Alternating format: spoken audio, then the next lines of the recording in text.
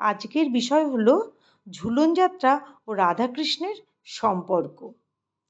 শ্রাবণ মাস এলেই প্রকৃতি যেন ভিজে ওঠে প্রেমে। আকাশে মেঘ, বাতাসে স্নিগ্ধতা, আর বৃন্দাবনের সেই অলৌকিক স্মৃতি। গাছে গাছে ঝুলে থাকা দোলনা, রাধা আর কৃষ্ণের লীলা, এই সব মিলিয়েই আমাদের মনে করিয়ে দেয় এক আনন্দঘন উৎসবের কথা, ঝুলন যাত্রা। ঝুলন যাত্রা কি? ঝুলন মানে দোলানো, আর যাত্রা মানে উৎসব। ঝুলন যাত্রা মানে রাধা কৃষ্ণের দোল খেলার আনন্দময় স্মরণ। এই উৎসব শুরু হয় শ্রাবণ মাসের শুক্লপক্ষের একাদশী থেকে, চলে পূর্ণিমা পর্যন্ত।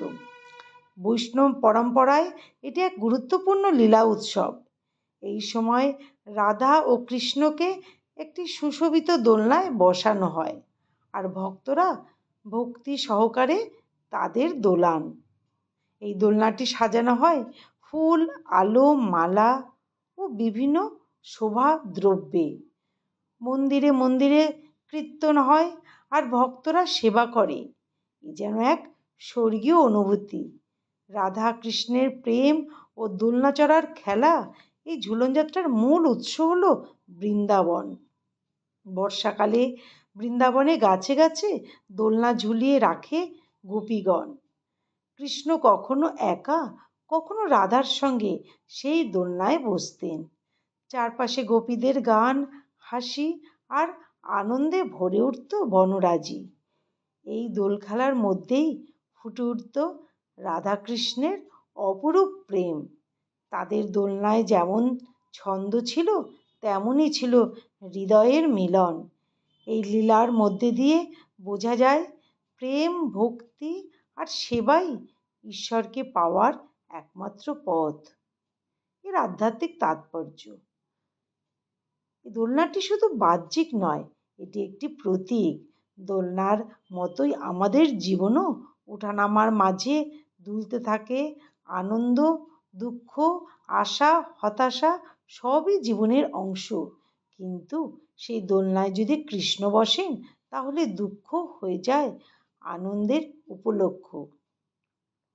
এই উৎসব আমাদের মনে করিয়ে দেয়, যতক্ষণ না হৃদয়ে ভক্তির সুর বাজে, ততক্ষণ জীবনের আনন্দ অপূর্ণ।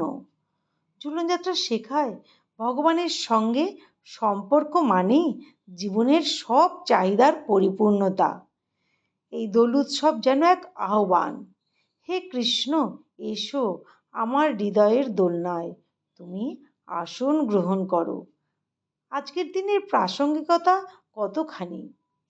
আজকের ব্যস্ত জীবনে আমরা অনেক কিছু ভুলে যাই। ভক্তি, পরিবার, প্রেম সব কিছু যেন কেমন ম্লান। এই ঝুলন যাত্রা আমাদের শেখায়, যদি পরিবারে ভক্তি থাকে, যদি ঈশ্বরকে স্মরণ করা যায়, তাহলে প্রতিটি ঘর হয়ে উঠতে পারে বৃন্দাবনের মতো পবিত্র। ছোট করে হলেও যদি আমরা রাধা কৃষ্ণকে দোলনায় বসিয়ে একটু সময় দিই, তবে আমাদের মনও ভরে উঠবে শান্তিতে ও আনন্দে। ঝুলন যাত্রা শুধু একটি ধর্মীয় উৎসব নয়, এটি আমাদের মনকে ঈশ্বরের সঙ্গে যুক্ত করা এক অনন্য উপলক্ষ। প্রতি বছর এই উৎসব আসে যেন আমরা স্মরণ করি ভগবান আছেন প্রেম, সেবায় ও স্মরণে। চলুন এই শ্রাবণ মাসে আমরা সবাই মিলে বলি, হে রাধে, হে কৃষ্ণ, আমার হৃদয়েই তোমাদের দোলনাটি তৈরি করলাম, এসো একটু